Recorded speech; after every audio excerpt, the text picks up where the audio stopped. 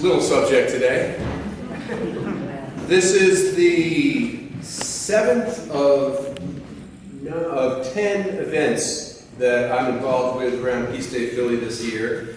And it's celebrated on the 21st of September. The UN officially said that that is the day to celebrate international peace around the world. And I attended with Nick as well, a program at UPenn on Thursday, and we went through 4 events every day, and the last one is this evening, Cultivating Inner Peace, and I won't be able to attend that one, but I urge you to. Lisa Parker, who founded Peace Day Philly, is going to be one of the 3 speakers to tell stories of achieving inner peace through the challenges of mental illness. And it's with the Ellipses Ensemble, so there's going to be some beautiful music involved as well. So I urge you to attend that. And of course at 2:30 we have our film here, Same God, that we'll have a discussion about afterwards. So there's a lot. People all around the world celebrate the 21st. They do it with marches and music and teach-ins and workshops and activism. And it's something that, to me, is a way to express my humanist values, my belief in the worth of every human being, my belief in the fact that if you really do take that to heart, then you need to work in cooperation and collaboration with other people on a large scale to change the way our world works. So, peace can happen in many different ways, and you can touch on it with many interrelated subjects. This year, the theme for the UN International Day of Peace is Climate Change for Peace. So obviously the students were out on Friday to demand that. And what I'm going to be talking today about is that the issues of climate change, the issues of war and violence in our culture, and the issues of racism in our culture are deeply intertwined. I think at times like this, people, when things seem more desperate, people seem to grab a hold of violence as an option. Obviously, this year I'm focusing on racism through my 400 Years project. If you don't know what that is, please come and see me or look up 400years.today on my website there to talk about how you can commit to try to confront white supremacy. It's meant for people who believe there is such a thing as white privilege and want to change that in order to try to end racism in our country. It's a goal that may be always on the horizon, but it's something that I'm committed to. So please check that out. So how am I going to tie racism, environmental degradation, and violent conflict together?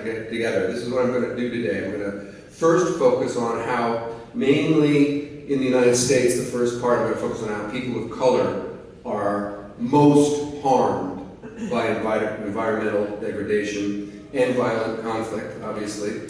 And a little bit about how there are grassroots coalitions beginning to rise up in our cities around the country and some rural areas as well to try to build environmental justice.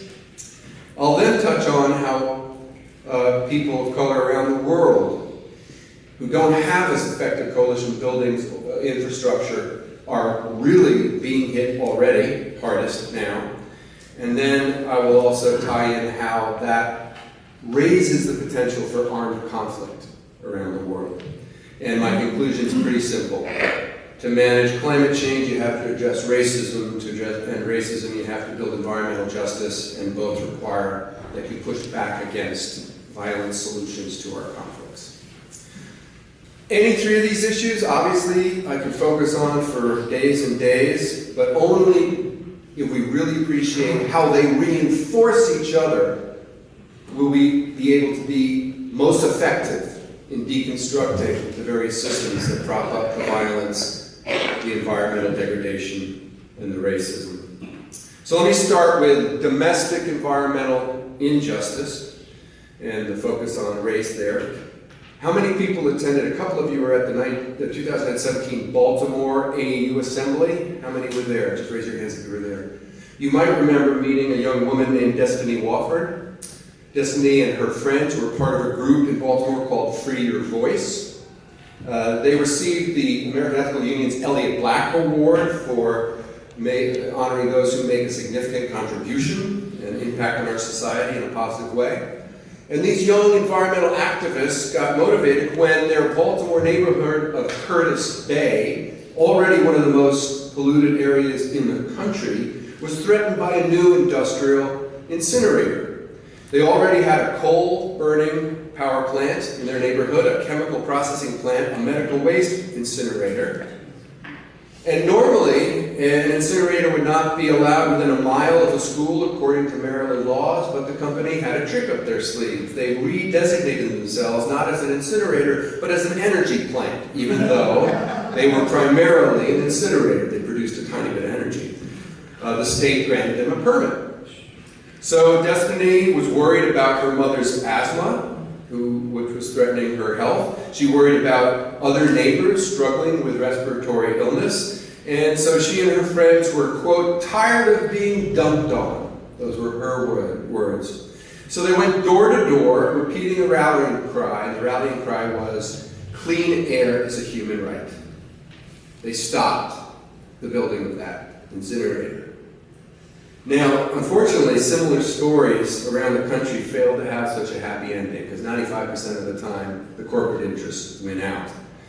In Albuquerque at the American Ethical Union Assembly, there were a number of workshops which focused on this. I went to one with Stephen and Esther Abieta of the Southwest Organizing Project, and they talked about the South Valley of Albuquerque, where the hardest hit populations were primarily Hispanics, African Americans, and First Nation people, with all sorts of environmental dangers. And their personal stories showed that environmental activism is not just about the wilderness, it's about neighborhoods.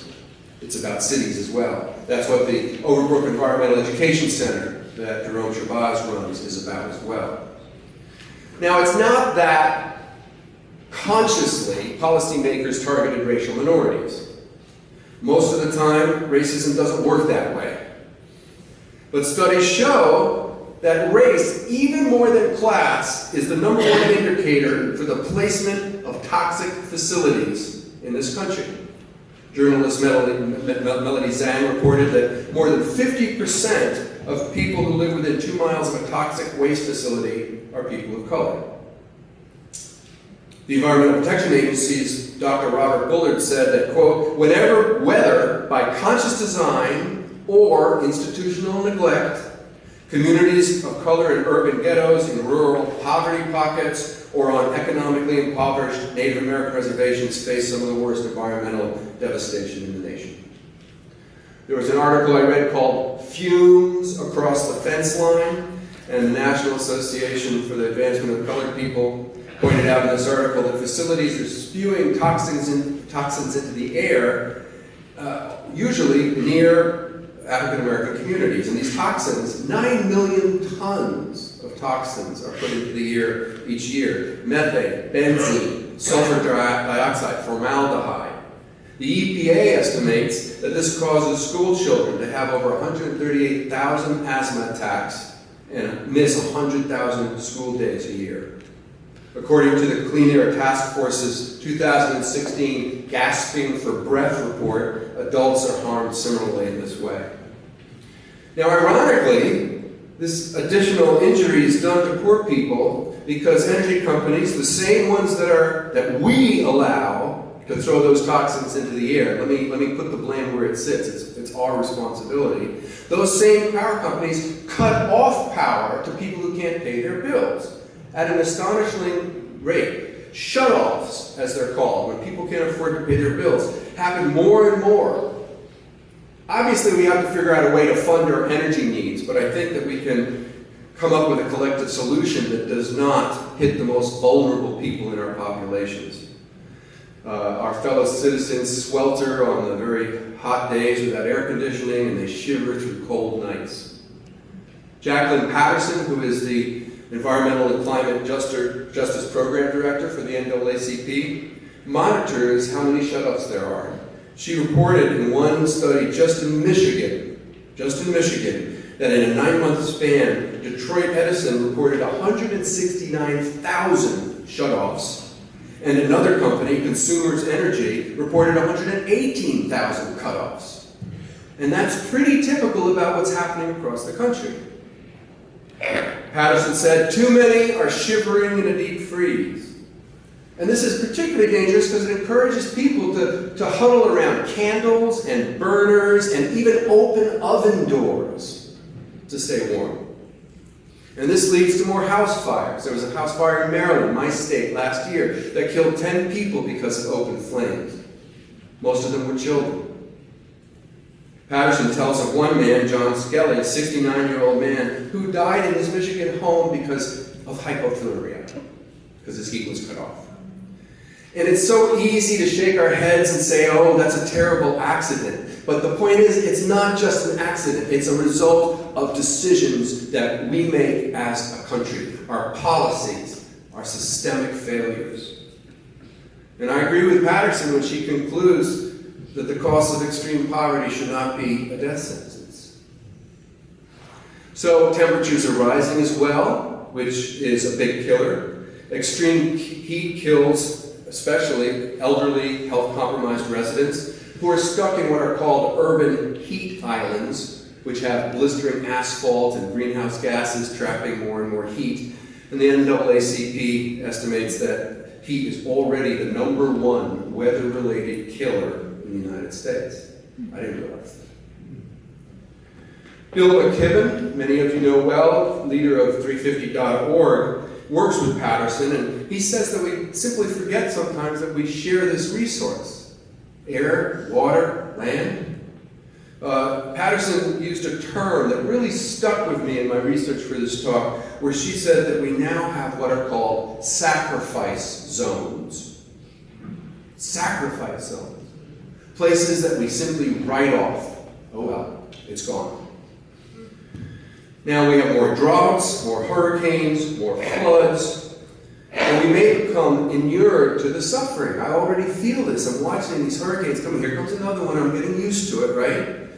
But the suffering is endured by vulnerable populations. And we may think that this suffering can't be avoided because it's the weather after all. But we know that that's not true when we look carefully. Hundreds of thousands of people who live in flood-prone areas are caught in a trap because they can't afford to move out, but they don't meet the qualifications to get flood insurance. So they're stuck there. This is in Inuit communities in Alaska, in Thibodaux, in the shrinking delta of Louisiana. Poor people don't have the money, don't have the clout, and they're not asked to participate in policy discussions about weather. So, take, for example, Hurricane Katrina. Katrina was devastating. But the U.S. Corps of Engineers and other official agencies knew that the levees in New Orleans were in danger of breaking, especially near the 9th Ward, where people of color lived. But nothing was done. That's not an accident. There was little evacuation infrastructure in New Orleans, and this killed people who were mobility challenged in nursing homes and hospitals, again, particularly African Americans.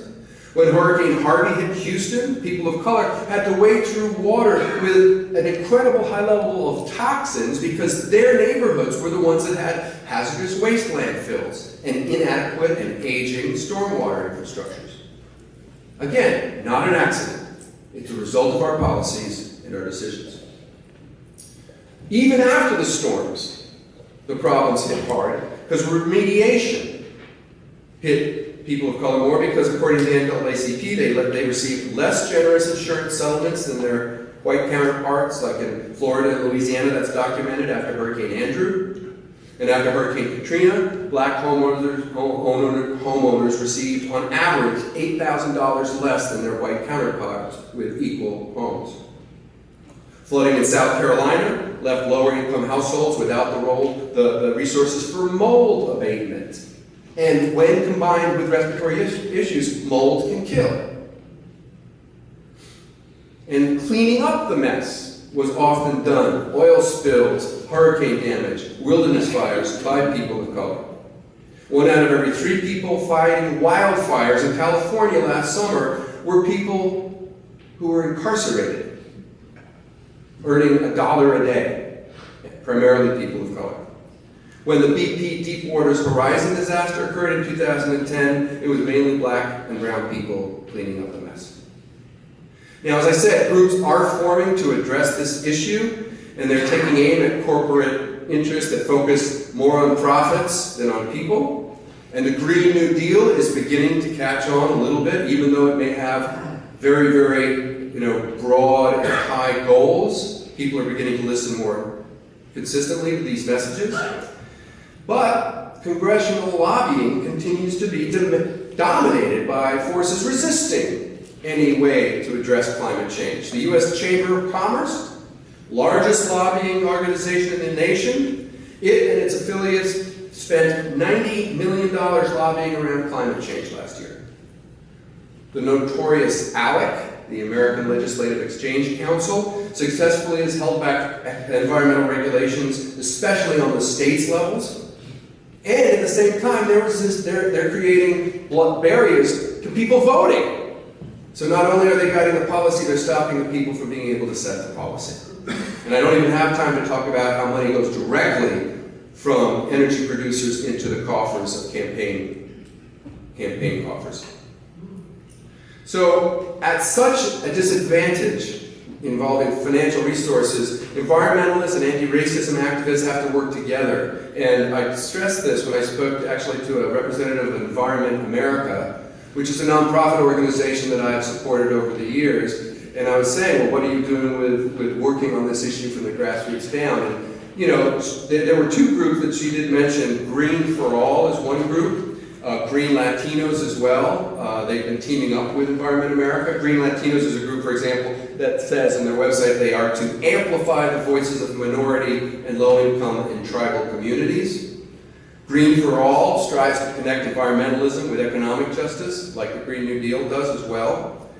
And they focus on green job initiatives, so tying the environmental movement together with the reality of unemployment in our urban spaces. So looking to not only bring in people because we're going to try to save the planet, but also because it's serving the immediate need to put food on the table for people who are unemployed in a lot of our cities.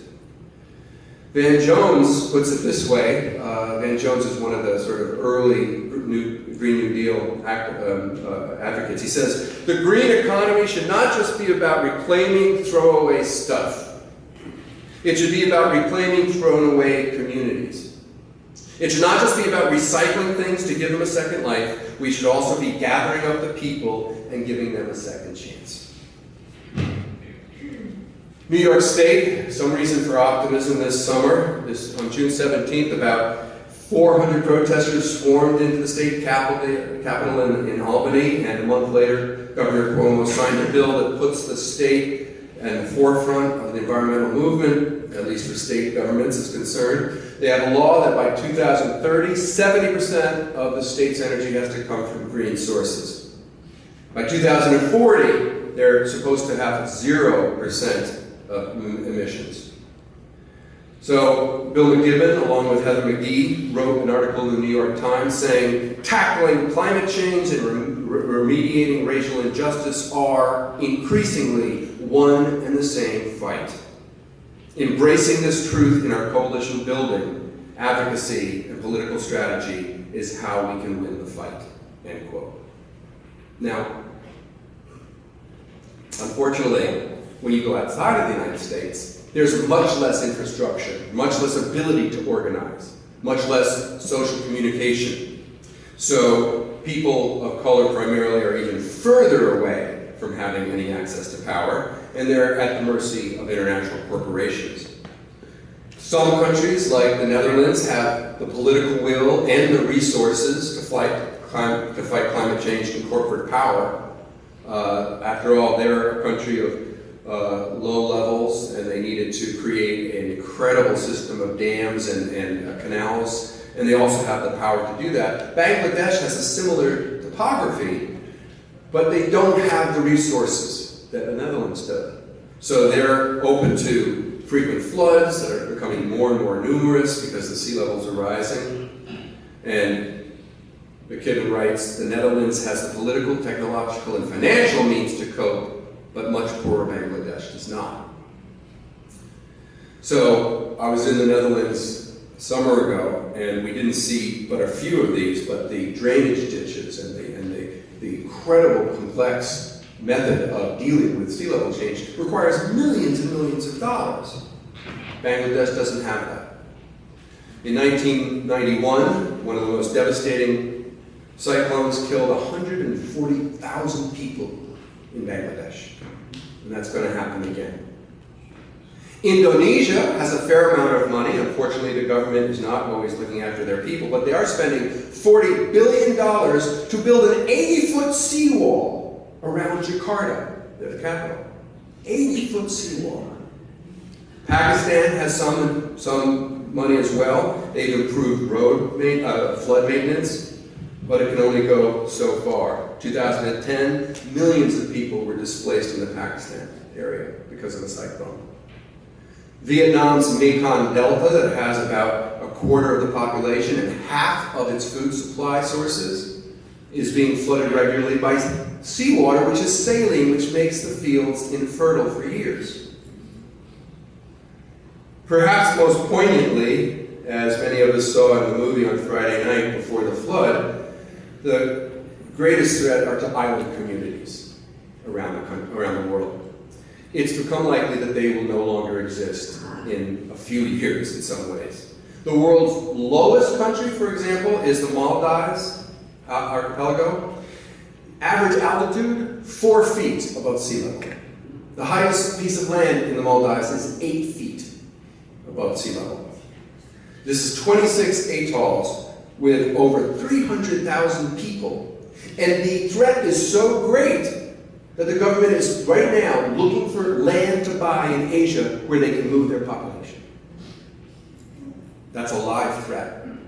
Same thing, that's in the Indian Ocean, same thing in the Pacific Ocean. Because sea levels rise everywhere, if you need any more understanding of how this is a global phenomenon, it doesn't just rise in one area. That's what water does. So in the Pacific Islands, you have Fiji, Tuvalu, Kiribati, Vanuatu, the Solomon Islands, the Marshall Islands, all estimated to be gone in 50 years at the present rate. Tuvalu is in the path of many cyclones because of where they sit. Kiribati, although it has some high elevations, is already losing farmland to feed their people. The Marshall Islands, this is, when I think about the fact that the Bikini Islands are part of the Marshall Islands, and they became inhabitable when we tested atomic weapons on them. Well, here we are, 50 years. People are still not living on the Bikini Islands because of our nuclear poisoning of those islands. Now they're having to consider leaving because of seawater. So twice they're existentially threatened by our own technology, human technology. So let me turn to now how war and violence is linked into these realities for people of color around the globe in particular. It's imprecise to say that climate change leads directly to war. And I say that because climate skeptics look for any opportunity to talk about environmentalists being deluded. Any chance. So be careful in what you say. You can be conservative, and it's still frightening. So, climate change does not necessarily lead to war, but The Economist had a long article that explained how green campaigners who are eager to write headlines sometimes oversimplify the link between global warming and war. It's never the sole cause.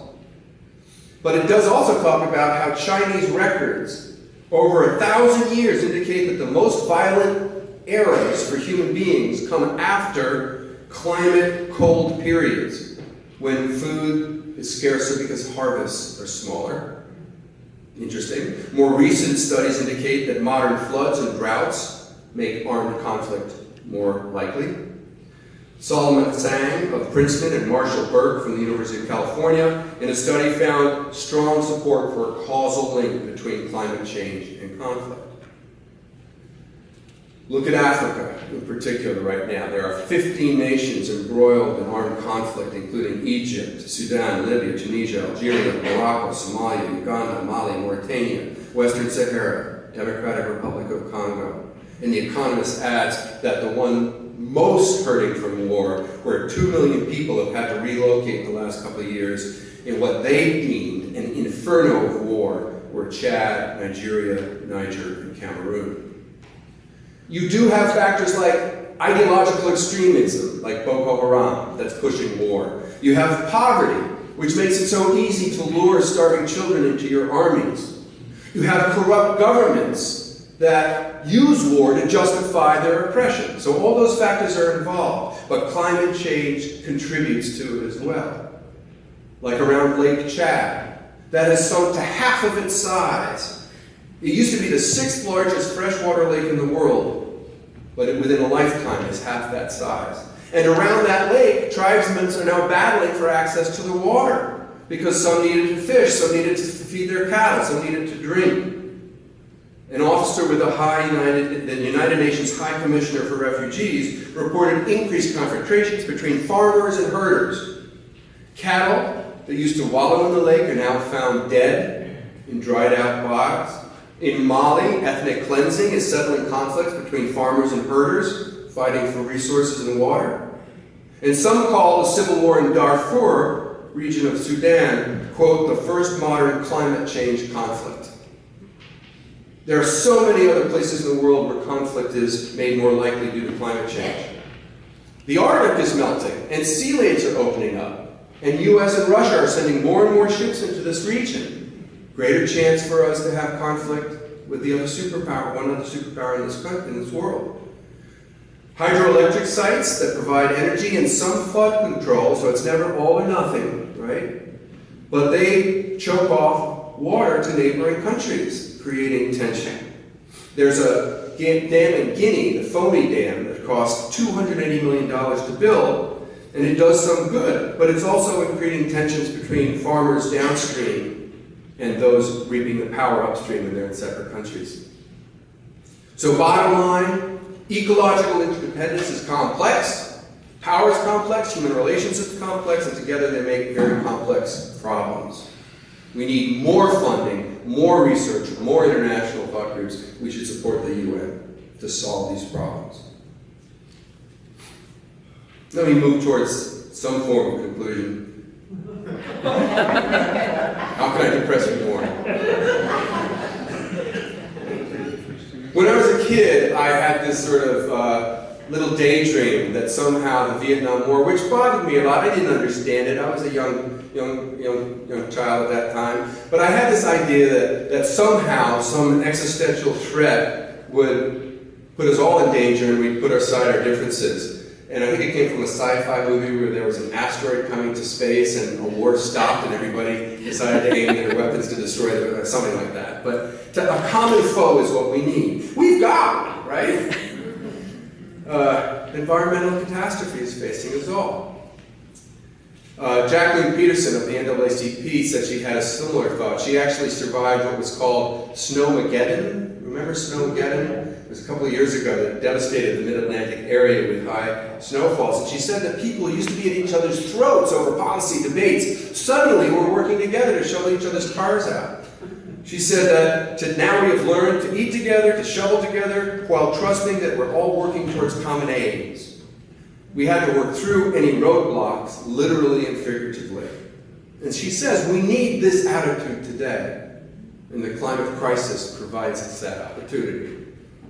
Now, she began to work on closing the gap between anti-racism movement and environmental movement, because we all know that many green activists tend to be white folks from privileged backgrounds, but it's actually the people of color that are suffering the most from climate change. And Philadelphia is on the cusp of trying to figure out whether we should declare a climate crisis, a climate emergency. Come here on October 21st, we're going to have a discussion about that in the evening. One of the hurdles that we have to overcome is the perception that environmental activism is separate from anti-racism. It is not. They are intimately linked. Anthony Giacontro, the program manager for the Center of Social Inclusion, says, no longer can people of color be asked to sit on the back of the environmental bus, which is often what happens, because communities of color are told how they will be saved rather than asked what they need to be liberated. He argues, our leaders should be looking to and listening to communities who are innovating from the ground up, rather than proposing the same old solutions from the top down. At them. Institutions have to see how local needs that are affecting people day-to-day basis can be linked to our environmental policy. It can involve things like energy investment districts or green zones that municipal forces team up with corporate forces to try to get neighborhoods revived again on green energy solutions. Gianfio says, taking on climate change requires a real democracy. We need our elected leaders to be accountable, responsive, and inclusive to community solutions. This not only requires outside advocacy, but it also requires changing how our institutions work. That means battling on a lot of fronts. Not only do we have to work on climate change, but we also have to do lead abatement in poorer neighborhoods. Not only do we have to get off fossil fuels, we have to fight against Citizens United to make sure that everybody can vote. Only when we build a real democracy where people count more than profits are we going to come up with the real long-term solutions to climate change. We even have to question our basic reliance on capitalism to meet the needs of our people.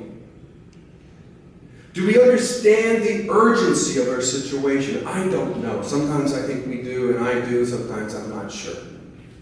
I'm going to talk about that next month. What is urgency? How radical do we have to be? But in the meantime, the simple conclusion I want to leave you with is don't let anybody tell you that racial justice and environmentalism can be separated. Bill McKibben asked Jacqueline Patterson what she learned most in her first 8 years with the NAACP, and I'll conclude with her answer. She said that she learned that climate change hurts people of color, partially because of unconscious and conscious racism, whether living in municipal heat islands or next to incinerators or fishing in the atolls of the Pacific.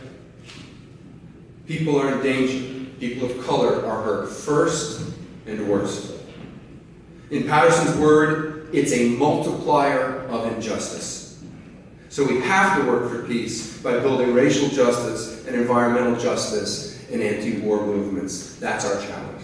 Thank you very much.